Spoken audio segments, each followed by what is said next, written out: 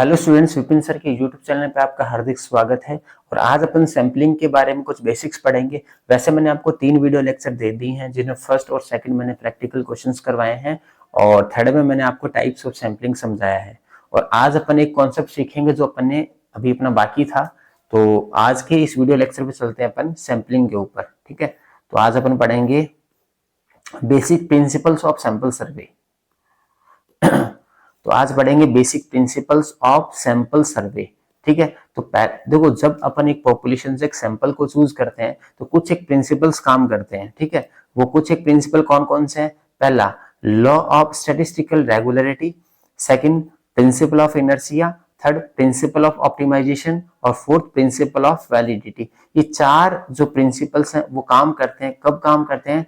जब अपन एक पॉपुलेशन से क्या करते हैं, एक सैंपल को चूज करते हैं। पॉपुलेशन से क्या बनाते हैं? एक सैंपल अपन बनाते हैं। तो ये चार प्रिंसिपल काम करते हैं। तो ये चार प्रिंसिपल क्या है? तो पहला प्रिंसिपल देखो ध्यान से, पहला प्रिंसिपल क्या है कि जब मैं एक पॉपुलेशन से सैंपल चूज करता हूं तो अगर मैं सैंपल साइज बढ़ाऊंगा, यानी मैं अगर सैंपल साइज को क्या करूंगा, लार्ज करूंगा, तो अगर सैंपल बड़ा होगा तो उसके अंदर पॉपुलेशन की कैरेक्टरिस्टिक्स क्या रहेंगी? ज्यादा रहेंगी। ठीक है, यानी वो क्या करेगा, वो सैंपल जो है वो पॉपुलेशन की कैरेक्टरिस्टिक्स को पजेस करेगा। कब करेगा? जब सैंपल साइज बड़ा होगा। तो लॉ ऑफ स्टैटिकल रेगुलरिटी क्या कहता है कि जैसे जैसे अपन सैंपल साइज बड़ा करेंगे तो सैंपल जो है वो पॉपुलेशन की जो कैरेक्टरिस्टिक्स को क्या करेगा, पजेस करेगा ऑन एन एवरेज। तो यानी एवरेज हमारे सैंपल पे क्या रहेगा, हमारे पॉपुलेशन की कैरेक्टरिस्टिक्स रहेंगी। जैसी अपने पॉपुलेशन की कैरेक्टरिस्टिक्स है वैसी हमारी सैंपल की कैरेक्टरिस्टिक्स रहेंगी। कब? जैसे अपन सैंपल साइज बड़ा करेंगे, जितना बड़ा सैंपल होगा उतनी ही ज्यादा कैरेक्टरिस्टिक्स उसकी पॉपुलेशन से मैच करेगी। तो ये पहला क्या है? Law of statistical regularity, first law है। सेकंड सेकंड है principle of inertia. Principal of inertia क्या? जो पहला जो लॉ ऑफ स्टैटिकल रेगुलरिटी के ऊपर ही बेस्ड है कि अगर अपन सैंपल साइज को लार्ज करेंगे तो उसके जो आंसर, जो रिजल्ट निकल के आएगा, यानी उसका जो रिजल्ट निकल के आएगा वो मोर रिलायबल, एक्यूरेट होगा। ठीक है, तो प्रिंसिपल ऑफ इनर्शिया क्या है कि अगर हमारा सैंपल साइज बड़ा होगा तो जो सैंपल्स पे अपन ने जो भी रिजल्ट निकाला है वो ज्यादा एक्यूरेट होगा और वो मोर रिलायबल होगा as compare to first one. ठीक है। Second, principle of optimisation. ये क्या कहता है? जब हमने पॉपुलेशन से एक अच्छा सैंपल चूज किया है, यानी हमारी सैंपलिंग प्रोसेस बहुत ही अच्छी है, तो हम क्या कर सकते हैं, एक मिनिमम कॉस्ट के अंदर एक अच्छा रिजल्ट प्राप्त कर सकते हैं। ठीक है, मिनिमम कॉस्ट के अंदर अपन अच्छा ऑप्टिमाइजेशन कर सकते हैं, अच्छा रिजल्ट प्राप्त कर सकते हैं। और फोर्थ है प्रिंसिपल ऑफ वैलिडिटी। वो सेम वैसा ही है कि जब अपन एक अच्छा सैंपल चूज करते हैं तो जो हमारे पैरामीटर्स आएंगे, जो हमारा रिजल्ट आएगा, वो उसकी वैलिडिटी ज्यादा रहेगी। ठीक है, तो इनको पढ़ते हैं अपन चारों को, थोड़ा सा डिटेल से पढ़ते हैं। मैंने आपको बेसिक बता दिया क्या है इसमें, और ये अपन चारों पॉइंट पढ़ेंगे तो आपको समझ आ जाएगा। यहाँ से एमसीक्यू बन सकता है। जब मैं आपको एमसीक्यू प्रैक्टिस करवाऊंगा तो आपको पता लग जाएगा कि थ्योरी से किस प्रकार के क्वेश्चन पूछे जा सकते हैं। पहला देखो, law of statical regularity. According to the law of statical regularity, if a sample of fairly large size is drawn from the population. जब एक बड़ी साइज का सैंपल पॉपुलेशन से निकाला जाता है, ठीक है, under discussion at randomly, then on an average, यानी सैंपल का जो एवरेज है ना, एवरेज सैंपल के अंदर क्या रहेगा, would possess the characteristics of the population. तो हमारे एवरेज पॉपुलेशन सैंपल के अंदर पॉपुलेशन की कैरेक्टरिस्टिक्स क्या रहेगी, मौजूद रहेगी। तो पहला आपको समझ आ गया, एग्जाम्पल की कोई जरूरत नहीं है आपको, ये जो बात कहना चाह रहा है वो अपने समझ गए तो बहुत है। सेकंड पे चलते हैं। The result derived from a sample. Sample से जो रिजल्ट अपन निकालते हैं, according to the principle of inertia of large number, are likely to be more reliable, accurate, precise as the sample size increase। क्या कहता है कि अगर सैंपल साइज इंक्रीज होगा तो सैंपल से जो रिजल्ट मिलेगा वो मोर रिलायबल होगा, एक्यूरेट होगा और प्रिसाइज होगा। ठीक है, लेकिन एक चीज बोलिए, providing other factor are keep constant, कि हमारे अदर फैक्टर्स कांस्टेंट रहने चाहिए। ठीक है, जो इकोनॉमिक्स में पढ़ते हैं ना, कोई भी रूल निकालते हैं तो अदर फैक्टर्स में कोई भी चेंज नहीं करते, तो इसके अंदर वैसा ही है कि हमारे जो अदर कॉन्जुगेशन उसको कांस्टेंट रख के चलेंगे अपन। ठीक है, थर्ड वाला देखो। थर्ड थर्ड है principle of optimisation ensure the optimum level of efficiency at a minimum cost. ठीक है, कि अगर हमने एक अच्छा सैंपल चूज किया है तो अपन एक मिनिमम कॉस्ट पे भी एक ऑप्टिमम लेवल ऑफ एफिशिएंसी को क्या कर सकते हैं, अटेन कर सकते हैं। ये हमारा क्या है, द प्रिंसिपल ऑफ ऑप्टिमाइजेशन। ठीक है, तो हमारा एक कम कॉस्ट के अंदर भी अपन क्या कर सकते हैं, अच्छा रिजल्ट निकाल सकते हैं। कब, जब हमने अप्रोप्रिएट सैंपल डिजाइन किया है, यानी हमने बहुत ही अच्छा सैंपल चूज किया है। फोर्थ वाला देखो, the principle of validity states the sampling design is valid. तो जो प्रिंसिपल ऑफ वैलिडिटी क्या कहता है कि सैम्पलिंग डिजाइन वैलिड रहेगा, कब रहेगा, only if it is possible to obtain valid estimates, valid test about population parameters. Only a probability sampling ensures this validity. एक probability जो सैम्पलिंग है वो अगर अपने अच्छे तरीके से सैम्पलिंग करी है तो जो रिजल्ट देगा वो हमारे वैलिड एस्टिमेट्स होंगे। ठीक है, तो ये 4 प्रिंसिपल्स हैं जो काम करते हैं जब अपन सैम्पलिंग करते हैं, यानी जब हम पॉपुलेशन से एक सैंपल को चूज करते हैं तो ये 4 प्रिंसिपल्स पे काम करते हैं। ठीक है, तो ये आपको पढ़ना है। इसके कैसे एमसीक्यूज आएंगे, जब मैं आपको एमसीक्यू प्रैक्टिस करवाऊंगा तो मैं आपको बता दूंगा। ठीक है, आगे चलते हैं। हाँ, ये देखो, कंपैरिजन बिटवीन सैंपल सर्वे और कंप्लीट एन्यूमरेशन। सैंपल सर्वे समझते हो क्या होता है? सैंपल सर्वे जो अपन पढ़ रहे हैं कि पॉपुलेशन से एक सैंपल निकाला और सैंपल पे अपने कोई भी सर्वे किया, कोई भी रिजल्ट निकाला। ठीक है, और कंप्लीट एन्यूमरेशन होता है सेंसस। जैसे अपन सेंसस समझते हो, जनसंख्या। अगर मान लो अपन को पॉपुलेशन काउंट करनी है तो अपन क्या करते हैं, जनसंख्या सेंसस कैलकुलेट होता है ना, तो वहां पे क्या होता है, हर उस बंदे से पूछा जाता है। ठीक है, अपन को क्या करना पड़ेगा, एरिया, सारे एरिया में जाना पड़ेगा और अपन को डेटा कलेक्ट करना पड़ेगा। बट सैंपल में ऐसा नहीं होता। सैंपल में क्या होता है, एक सैंपल को चूज करते हैं, उस पर रिजल्ट अपन निकाल लेते हैं। तो यहाँ पे तो पूरी पॉपुलेशन की स्टडी करनी पड़ेगी, बट यहाँ पे सैंपल पे स्टडी करते हैं सिर्फ अपन। ठीक है, तो पहला देखो स्पीड। आपको खुद को पता है सैंपल सर्वे की स्पीड ज्यादा है। अगर मैं एक, मान लो 1000 लोगों की मुझे स्टडी करनी है तो मैंने क्या किया, मैंने बहुत ही अच्छे तरीकों से मैंने 10 लोगों का सैंपल लिया और उन पे मैंने स्टडी करी और मैंने उसको अप्लाई कर दिया पूरे पॉपुलेशन पे, तो वो जल्दी किया जा सकता है। और अब कंप्लीट एन्यूमरेशन में क्या होगा, मैं 1000 लोगों की स्टडी करूंगा, हर आदमी के पास जाऊंगा, उनसे पूछूंगा जो भी मुझे इंफॉर्मेशन प्राप्त करनी है, तो उसमें क्या रहेगा, ज्यादा टाइम लगेगा। तो स्पीड क्या रहती है, सैंपल सर्वे की स्पीड ज्यादा है as compare to complete enumeration. Cost, देखो सिंपल सी बात है, कॉस्ट सैंपल सर्वे में कॉस्ट कम आएगी। ठीक है, और कंप्लीट एन्यूमरेशन में कॉस्ट ज्यादा आएगी, क्योंकि यहाँ पे क्या करना पड़ेगा, तो सैंपल सर्वे में क्या होगा, एक अपन एक अच्छा सा एन्यूमरेटर जो बंदा है उसको भेजेंगे अपन, जो हमारे सैंपल से क्या करेगा, डेटा को कलेक्ट करेगा। और कंप्लीट एन्यूमरेशन में क्या होगा, अपन कंप्लीटली पॉपुलेशन को स्टडी करनी पड़ेगी, तो टाइम भी ज्यादा लगेगा, एफर्ट भी ज्यादा लगेगा, पैसा भी ज्यादा लगेगा, कॉस्ट भी ज्यादा आएगी। ठीक है, तो सेंसस क्या होता है, थोड़ा महंगा पड़ता है एज कंपेयर टू सैंपल सर्वे।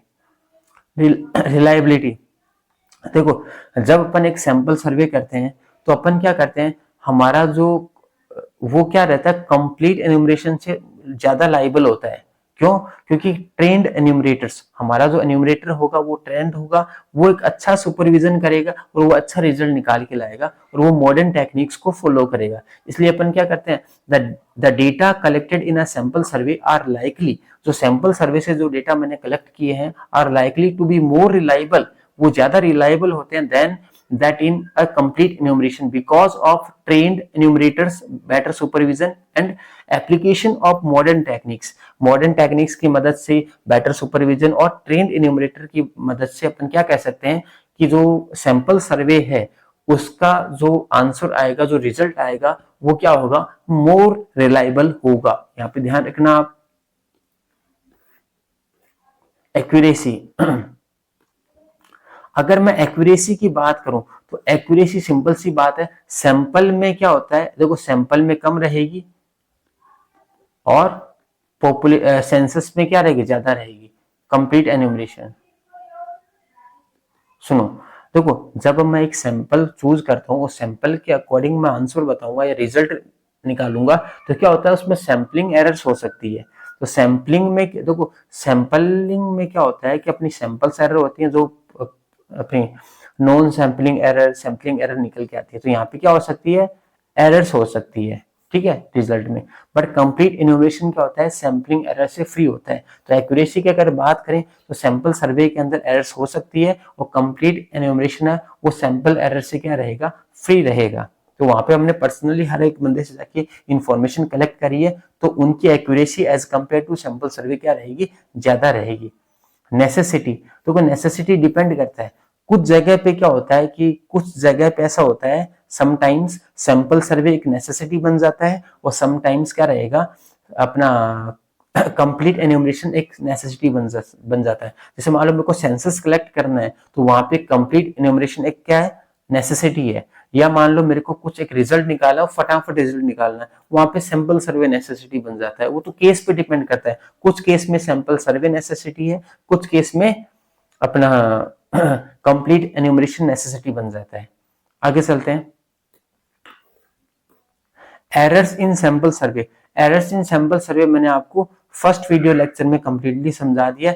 इसके ये जो दो टाइप्स में डिवाइड किया गया है, सैम्पलिंग एरर और नॉन सैम्पलिंग एरर, जो इतना कोई इंपॉर्टेंट नहीं है, एक बार आप पढ़ लेना। अगर आपको नहीं समझ आए तो मैं ये आपको वापस बता दूंगा। जो अपन सैंपल डिजाइन करते हैं तो कुछ एरर्स हो सकते हैं, क्या पता अपने सैंपल सही चूज ना किया हो, या अपने ढंग से, कई बार क्या होता है रिजल्ट जब निकालते हैं तो मान लो मुझे पता लगा कि मैंने सैंपल गलत चूज कर लिया, तो मैं क्या करूंगा, उसको सब्स्टिट्यूट करूंगा, तो वहां पे सब्स्टिट्यूशन की भी एरर हो सकती है। तो कुछ बहुत सारी एरर्स हो सकती है सैंपल सर्वे में, जो कि सैम्पलिंग और नॉन सैम्पलिंग का पार्ट बनती है। ठीक है, तो इस पे मैंने प्रैक्टिकल क्वेश्चन भी आपको कराए हैं, सैम्पलिंग एरर पे क्या एरर हो सकती है। ठीक है, अब चलते हैं पॉपुलेशन और यूनिवर्स। भाई अपन कोई भी स्टडी कर रहे हैं, उस स्टडी के अंदर जितनी भी इंफॉर्मेशन, जितने भी चीजें आती है, वो हमारा पॉपुलेशन का पार्ट बनेगा, और पॉपुलेशन से हमने कुछ सैंपल को चूज किया, ठीक है, वो हमारा सैंपल होता है। ठीक है, ये भी मैंने आपको पहले ही समझा दिया है। ठीक है, पॉपुलेशन के पैरामीटर, मीन, मीन को देखो, पॉपुलेशन का जो मीन होता है उसको अपन इससे डिनोट करते हैं, म्यू से डिनोट करते हैं, और सैंपल का जो मीन है उसको एक्स बार से डिनोट करते हैं। वो भी मैंने आपको फर्स्ट सेकंड वीडियो लेक्चर या फर्स्ट वीडियो लेक्चर में समझा दिया था। ठीक है, ये सारा मैंने आपको समझा चुका हूं। हाँ, ये जो फॉर्मूला है इंपॉर्टेंट है, ये फॉर्मूला कहाँ पे अप्लाई करना है, ये फॉर्मूला कहाँ पे अप्लाई करना है, इस पे मैंने प्रैक्टिकल क्वेश्चंस बनाए हैं, जो कि अपनी बुक में नहीं है ना स्कैनर में है, बट एग्जाम में आ सकते हैं, इसलिए मैंने कुछ इंपॉर्टेंट क्वेश्चन बना के आपको सॉल्व करवा दिए। फर्स्ट वीडियो लेक्चर में आप जाके चेक कर सकते हो। ठीक है, चलते हैं आगे। हाँ, ये देखो ध्यान से, इस पे बात करते हैं एग्जाम्पल फर्स्ट में। ठीक है, देखो, a population comprise of the following unit, एक पॉपुलेशन इन यूनिट से मिलकर बना है, 5 यूनिट हमारे पास हैं, तो पॉसिबल सैंपल बताओ 3 का, मुझे 3 का सैंपल चूज करना है विदाउट रिप्लेसमेंट। तो इसको चूज करने के लिए आप परम्यूटेशन और कॉम्बिनेशन की हेल्प ले सकते हो। अगर आपने मेरे परम्यूटेशन कॉम्बिनेशन की वीडियो नहीं देखे तो फर्स्ट पहले उनको जाके कंप्लीट कर सकते हो। मैं आपको यहाँ पे सिंपल सीधा ही बता देता हूँ। मेरे को देखो 3 सैंपल में मेरे को 3 यूनिट्स को चूज करना है, तो फर्स्ट, सेकंड और थर्ड। फर्स्ट यूनिट को चूज करने के लिए मेरे पास कितनी चॉइसेस अवेलेबल, तो आपको सर इन 500 में से आप कोई भी चूज कर सकते हो, तो मेरे पास 5 चॉइसेस अवेलेबल हैं। बट सेकेंड यूनिट को चूज करने के लिए मेरे पास सिर्फ 4 चॉइसेस ही रहेगी। 4 क्यों रहेगी बताओ, 4 मतलब 4। ठीक है, और थर्ड चॉइस की मेरे पास क्या रहेगी, 3, और डिवाइडेड बाई 1, 2 और 3, क्या बन गया अपना रिजल्ट बताओ, 10। ठीक है, मैं आपको सिंपल सा बता दूं, अगर अपन सिलेक्शन की बात करते हैं, सिलेक्शन की बात करते हैं, तो अपन कॉम्बिनेशन अप्लाई करते हैं, कॉम्बिनेशन अप्लाई करते हैं। 5 में से मेरे को 3 का सैंपल चूज करना है, तो 5C3 आंसर हो जाएगा। 5C3 को सॉल्व कैसे करते हैं, 5 इंटू 4 इंटू 3, नीचे क्या आ जाएगा 1 इंटू 2 इंटू 3, तो इसका आंसर क्या आ गया 10।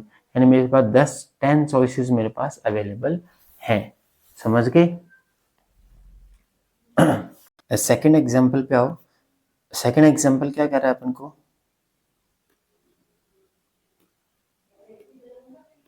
सेकंड एग्जांपल देखो, a population comprises 3 members 153, draw all the possible sample size of 2। यानी हमारे पास पॉपुलेशन में 3 है, 153, इनमें से आपको दो सैंपल साइज 2 को सिलेक्ट करना है। क्या क्या कितने तरीके हो सकते हैं। ठीक है, पहले मैं आपको विदाउट रिप्लेसमेंट बताता हूँ। विदाउट रिप्लेसमेंट का है तो आपको कॉम्बिनेशन से सॉल्व करना डायरेक्टली। देखो मेरे पास टोटल कितने हैं, 3 हैं, 3 में से मेरे को 2 सेलेक्ट करने हैं, 3 से 2 इसका आंसर होगा। 3 2 कैसे सॉल्व होगा, 3 इंटू 2 1 इंटू 2, तो आंसर क्या आ गया 3। तो मेरे पास 3 चॉइसेस मेरे पास अवेलेबल है। विद रिप्लेसमेंट को कैसे करना है, विद रिप्लेसमेंट में देखो आपको 2 जगह बना लो, ठीक है। फर्स्ट फर्स्ट में बताओ मेरे पास कितने, यहाँ पे मैं फर्स्ट चूज करने के लिए कितना 1 5 3 में से कोई भी चूज कर सकता हूँ, तो मेरे पास 3 चॉइसेस अवेलेबल हैं। और यहाँ भी चूज करने के पास मेरे पास 3 चॉइसेस है 1 5 3, क्योंकि विद रिप्लेसमेंट है, यहाँ पे जो चूज किया वो यहाँ भी चूज कर सकता हूँ, तो यहाँ भी मेरे पास 3 चॉइसेस हैं, तो मेरे पास 9 चॉइसेस अवेलेबल है। तो इसका आंसर क्या हो जाएगा 9, और इसका आंसर हो जाएगा 3, ठीक है। तो इसने तो अलग अलग केस बना के दिखाया आपको, देखो अलग अलग केस बनाए, 9 केस बना दिए इसके अंदर, ठीक है। ये जो आया है ना, जब मेरे पास सैम्पलिंग डिस्ट्रीब्यूशन गिवन होगा तो वहां से मीन कैसे निकाले, ये अपन प्रोबेबिलिटी में समझ लेंगे, ठीक है। और यहाँ वाला ये सारा प्रोबेबिलिटी के अंदर आ जाएगा, ठीक है। बाकी यहाँ तो कोई इंपॉर्टेंट है नहीं अपने लिए। टाइप्स ऑफ सैम्पलिंग का मैंने आपको कंप्लीटली वीडियो दे दिया, 3rd वीडियो लेक्चर आप देखोगे सैम्पलिंग का, उसमें मैंने कंप्लीटली टाइप्स आपको समझा दिए विद एग्जांपल्स के साथ में, ठीक है। उसके बाद आगे चलते हैं, ये सारा मैंने आपको समझा रखा है, हाँ ठीक है। तो अब हमारे पास एक्सरसाइज बची है, अब मैं एक लास्ट वीडियो बनाऊंगा सैम्पलिंग पे, जिन पे मैं एक्सरसाइज के सारे क्वेश्चन को डिस्कस करूंगा, ठीक है। तो उस वीडियो में मिलते हैं। अगर आपको मेरी वीडियो अच्छी लगी है तो मेरे चैनल को सब्सक्राइब करें और अपने सारे दोस्तों के अंदर शेयर करें। Thank you.